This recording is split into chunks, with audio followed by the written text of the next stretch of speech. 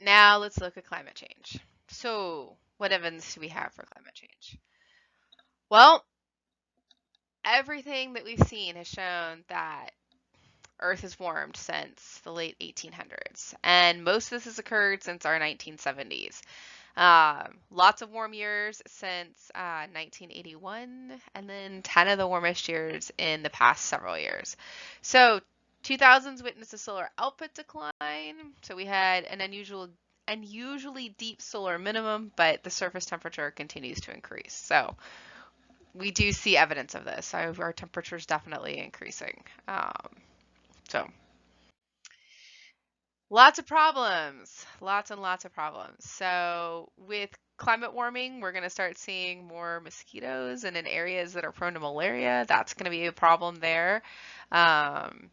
We'll see a lot more other kinds of bugs and critters that thrive in those warm environments coming back more and getting a lot more vector for disease spread.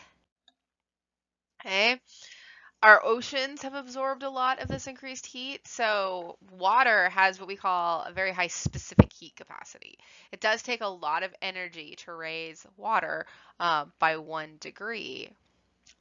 Water in our oceans has absorbed quite a bit of energy. And so we're actually starting to see a significant warming of our oceans.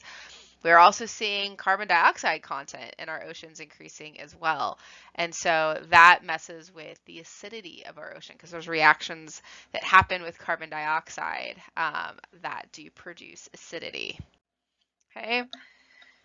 We've seen a lot of sea level rise, and so there's areas that are low-lying, and more sea level rises, the more land it'll overtake.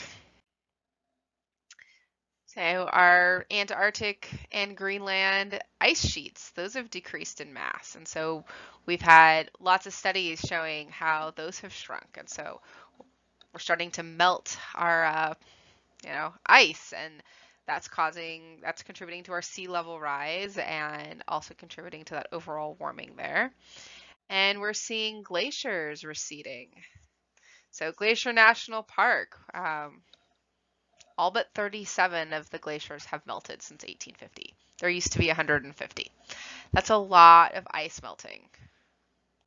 Okay. There's a huge recession. This is in the Alps in Switzerland. Okay. We're starting to see more extreme weather events, both on the heat end and the cold end. We, last August had a hurricane warning in San Diego. That's never happened before. So we're definitely seeing lots of effects, and that hurricane warning. So as the ocean temperature rises, that changes the way air currents flow around the ocean, and so we could start seeing more of that as our ocean temperatures rise. Okay. We measure these carbon dioxide changes. We can drill ice cores down into ice sheets, and we can look at the ice, and we can actually see how the carbon dioxide levels have changed based on those cores.